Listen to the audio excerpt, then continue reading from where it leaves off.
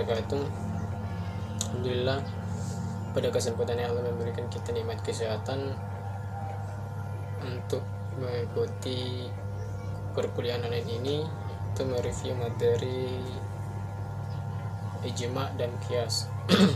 Yang pertama, ijma. Menurut para ulama, yang dimaksud dengan ijma adalah kesepakatan seluruh ulama, ya. Jadi ijma adalah kesepakatan oleh seluruh ulama setelah wafatnya Rasulullah SAW, Nabiullah kita. Kemudian macam-macam ijma. Ijma mempunyai 3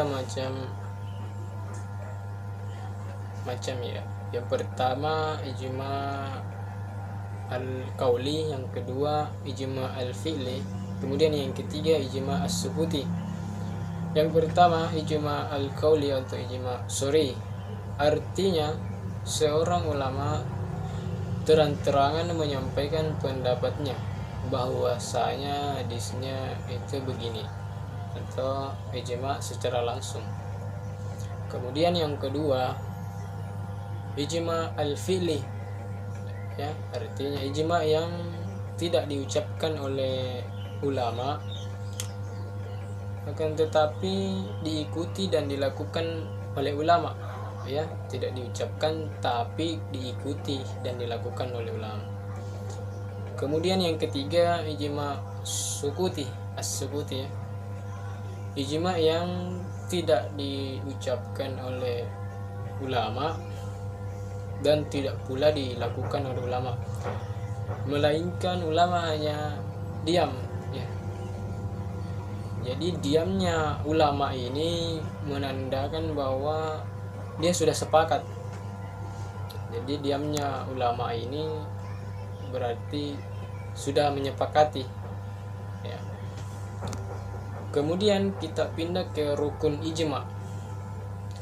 Jadi rukun ijma, ketika ada suatu kejadian atau peristiwa yang membutuhkan ijma, maka harus ada banyak mujtahid, ya, harus ada banyak mujtahid, karena ijma tidak akan terwujud jika yang melakukan ijma hanya satu orang mujtahid saja, ya. Tidak akan terwujud jika yang melakukan itu hanya satu orang saja. Itu tadi materi tentang ijma, macam-macam dan rukunnya. Kemudian saya pindah ke materi qiyas. Apa itu qiyas? Qiyas adalah menetapkan hukum suatu kejadian atau peristiwa yang tidak ada dasar nasnya. Jadi menetapkan peristiwa yang tidak ada dasar nasnya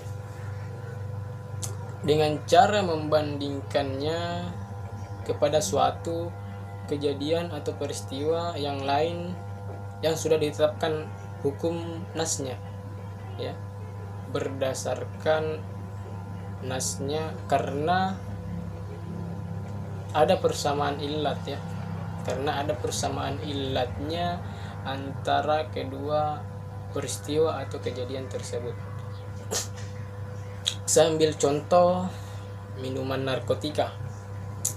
Jadi minuman narkotika itu suatu perbuatan yang diterapkan hukumnya, sedangkan tidak satupun nasnya yang bisa dijadikan dasar hukum, ya, tidak satupun nasnya yang bisa dijadikan dasar hukum.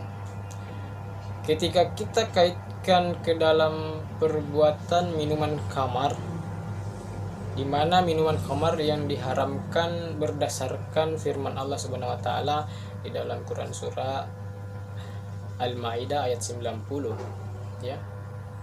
Jadi antara minuman narkotika dan minuman khamar ini memiliki persamaan illatnya, ya, sama-sama memabukkan bagi para peminumnya, ya. Jadi sama-sama memabukkan bagi para peminumnya. berdasarkan persamaan ilatnya ini ya ditetapkanlah hukum minuman narkotika ini, yaitu haram.